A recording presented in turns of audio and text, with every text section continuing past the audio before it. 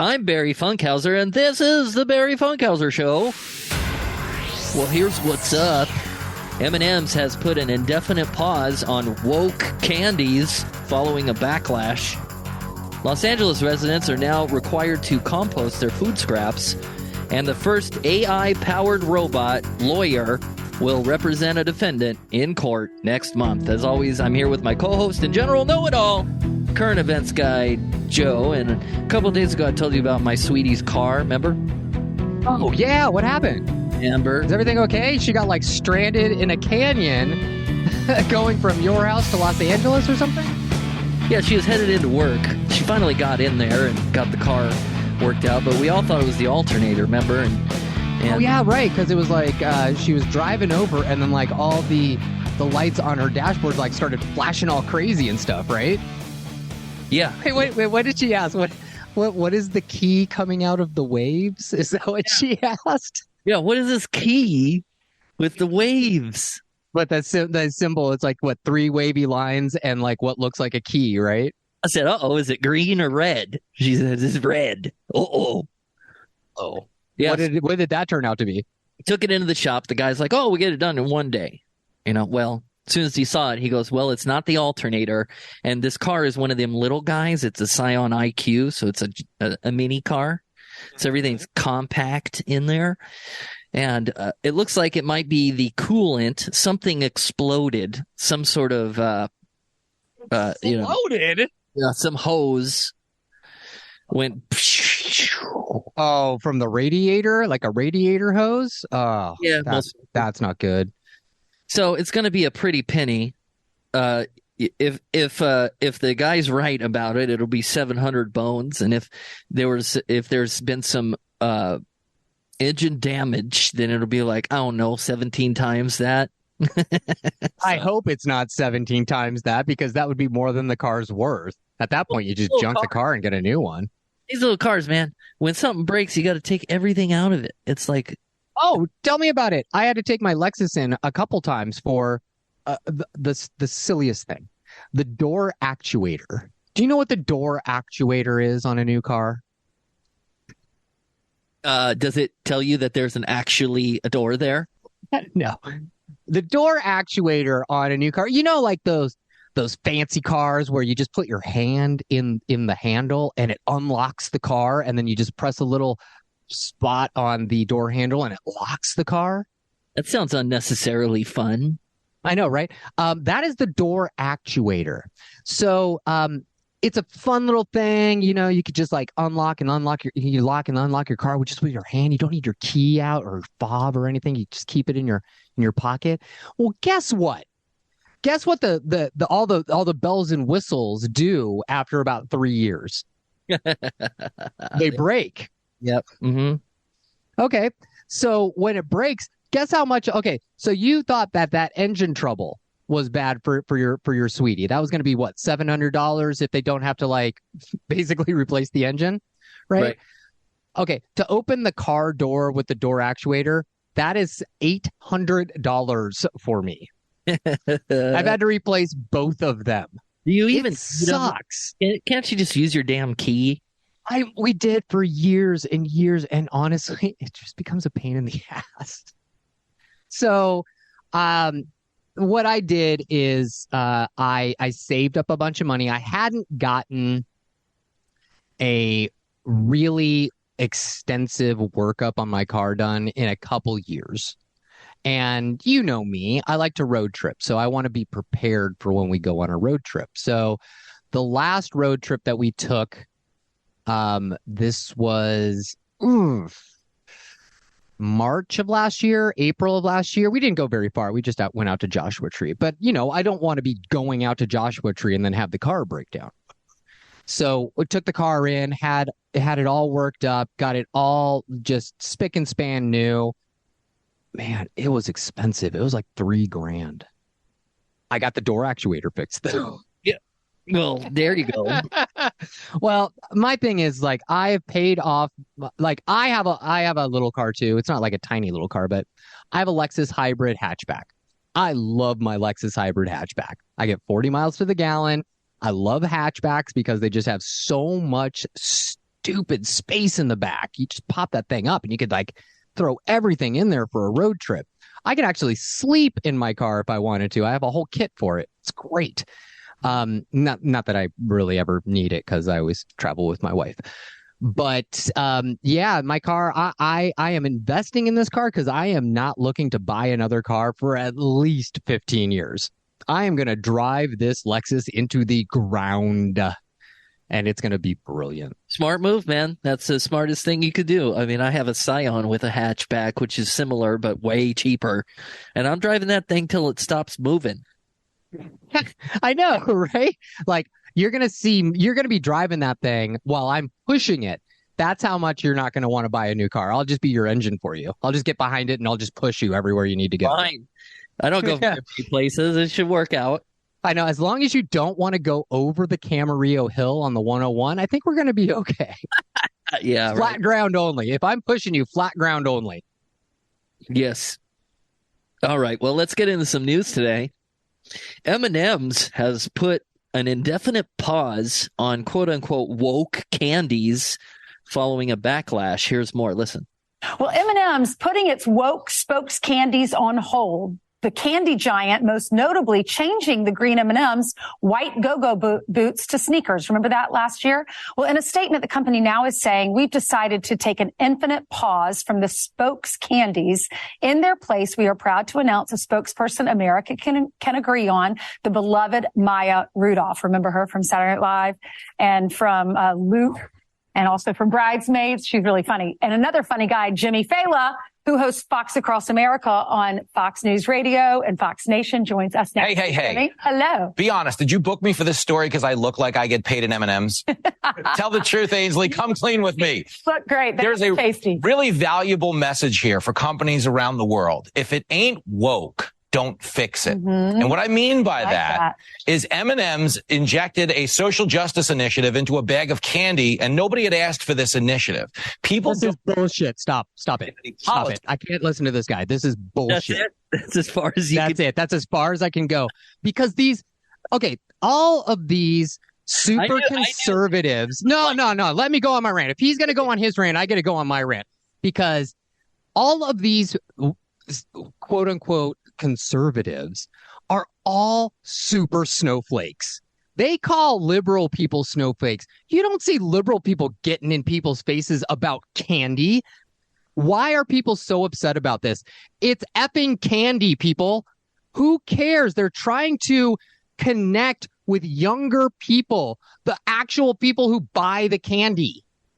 Anyway, what is your take, Barry? Well, I mean, you remember where this started, right? With the green M&M suddenly they changed her up. So because they took an M&M from that was wearing a 70s outfit and actually made it a cartoon character candy spokesperson. Who cares? Why is this such a big effing deal to conservatives? It's so dumb. Well, they cared a lot and chose Why? It's so dumb. Be loud about it. And so loud. Now it seems like they feel that they've won in the matter. Of course they did. Honestly, Mars M&M, whoever owns it's Mars. I think the Mars candy company owns M&M. They should have just kept going. They should have just been like, go pound sand if you don't like it. Because this is dumb. This is really, really dumb.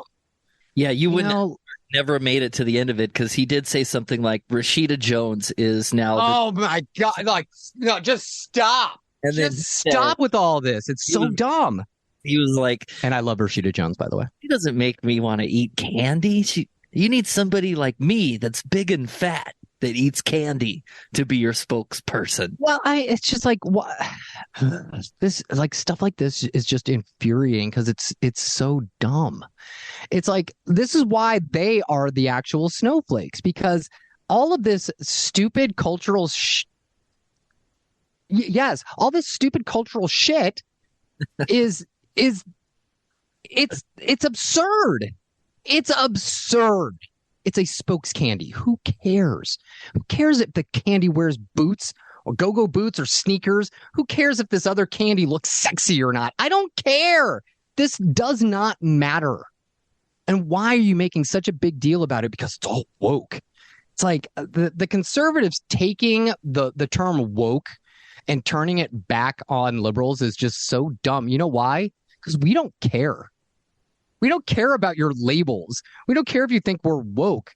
You think woke is being bad, whereas we think woke is just being respectful of other people. If that is your definition of being woke, I'll be woke all freaking day long because I like being respectful of other people.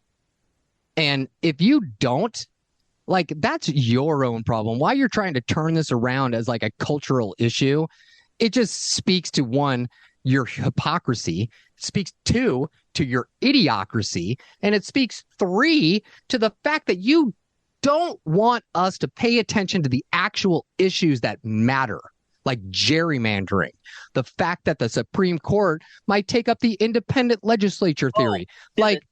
All this stuff is so dumb. It's always a pivot. That's what they are trying to do. They're trying to keep us occupied with stupid cultural bullshit so poor people don't rally around each other and try to take down all these oligarchs who are trying to take over our effing country. I'm mad. I'm sorry. So I get loud about some stuff. will this have an effect on whether or not you purchase M&Ms in the future? No. Like, I don't care. Like, man, I don't know why this is such a big effing deal. Who cares? Again, who cares? This is not an issue that we should be fighting about. If a company wants to do this, let them do it. If the market doesn't like the idea, the market will tell you. All these Republicans and all these conservatives for years and years always said, just let capitalism and the free market take care of stuff. If people don't like it, they won't buy it. So follow your own effing advice and let it happen. Stop trying to make it something that it's not. You're trying to make this a cultural issue, and it's not. It's so dumb. So let the free market decide, conservatives. You've been telling us that for 50 years. So if this is such a big deal and it's so egregious to consumers, well, let them show you. And if they don't, then maybe pull back on all this bullshit, guys. Stupid Fox News. Yes, I somewhat agree and somewhat disagree, but moving forward. Today's show is brought to you by Wolf Tracks. Unleash the love. Do a good deed for dogs. Walking with the free Wolf Tracks app helps you earn for your favorite animal charity. Download the Wolf Tracks app, start walking your best friend, and unleash the love for all dogs. All right, more news. Los Angeles residents are now required to compost their food scraps as a new law aimed at reducing organic waste takes effect. A lot of questions as to what's going to go into those green receptacles that are popping up all around the county here and the city of LA. They're going to be collecting the organic waste and then the yard waste. That's what goes into those green bins. Now, this is Waddle's Farm here in Hollywood. As you see, they have been composting for decades. And of course, stuff like lettuce and banana peels, lemons, all that kind of good stuff goes in there. And that turns into soil later on. But take a look at this. So this is what you need to know. In California, Senate Bill 1383 went into law just yesterday. For people in Los Angeles, there's a curbside pickup program called Organics LA. You're asked to compost food scraps to help reduce greenhouse gas emissions. The head gardener at Waddle's Farm, Vladimir Krimsky, says his family loves gardening and taking care of the earth since they moved to LA from Ukraine decades ago. Now take a look at this. Residents are required to separate green waste in special bins. Blue is for recycling, black is for regular garbage, and then the green is for organic waste. By next year, people could face fines of up to $500 for putting the wrong items in the green waste receptacles. Now, the city of LA estimates about 3,000 tons of organic and yard waste will be picked up every day. I just talked to the acting environmental engineer for LA. He says we've seen in our area a lot of climate change. He says that includes wildfires, droughts, and intense storms. And by reducing methane gas, it will help save our planet. And these are all direct impacts and causes of uncontrolled greenhouse gas emissions and negative impacts to the environment. So by pulling out all of this organic material, preventing it from, contributing to all those greenhouse gases. Once again, that's Senate Bill 1383, and that is all throughout the state of California. Now, take a look. Items that can be placed into bins: fruits, vegetables, dairy, eggshells, bread, cereal, grain, rice, pasta, beans, so much more. That also includes yard waste, flowers, and clean, untreated wood. So that's what goes into those green bins. And ultimately, back out here live, the city of LA says they will collect that organic and yard waste and then turn that into potential compost and soil and even natural gas for resources for our region. Reporting live here in Hollywood, Gene Kang, back to you in the studio. Okay, so my first question, Joe, I mean, you and sort of I, when I'm in LA, live in an apartment. And I haven't seen any green bin whatsoever. Have you in yours? Oh my gosh, that's the first question I was going to ask after saying I want Maya Rudolph as that purple M&M. Okay, I'm done now. No, yeah, actually, I was thinking the same thing. I think I would like to do this. However, I live in an apartment. Do I need to do this myself? Is the apartment community going to get a green bin? Because I haven't seen a green bin here. There hasn't been one delivered to my apartment complex that I know of. Well, so how do we handle this? It's going to be a $500 fine next year. So I think the landlord has X amount of time to implement this. But, they're talking about the green bins and the blue bins and the black bins. But us in apartments, which is most of Los Angeles, they have one giant bin. So I'm just confused as to how they're going to roll this out to everybody in every type of living arrangement. No, I agree, because it has to start in the house. You can't do it. I mean, the only other way to do it would be to have, I don't know, is it LADWP that takes care of trash collection? No, it's waste management, WM. That's right. They take care of it. So would it be like waste management would have to separate it?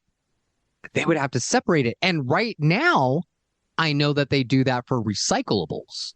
Yeah. Because we have blue bins here, but, we live in an apartment. And unless you actually incentivize apartment livers and apartment living to separate their own trash out like that, I don't know how it gets done. Because how many people are just going to, one, not know that this law exists? Two, they're not going to I'm not going to get fined if I don't separate the trash. Are you going? Is Eve going to get fined? No, it's going to be the landlord who gets fined. Yeah. And so what is the landlord going to do? Are they going to go out into the trash and rip open bags and see, what apartment did this come from? Did they separate all their trash correctly? Now it becomes a legal case, Yeah, because I don't, oh man, this is a tough one. I would like to do it. Me too. How do we make it easy? Well, maybe they'll give us a little apartment bin. They had to have thought about this.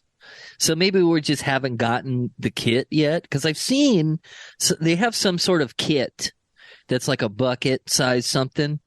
And it's supposed to encourage you to put in your kitchen and then dump it in the green.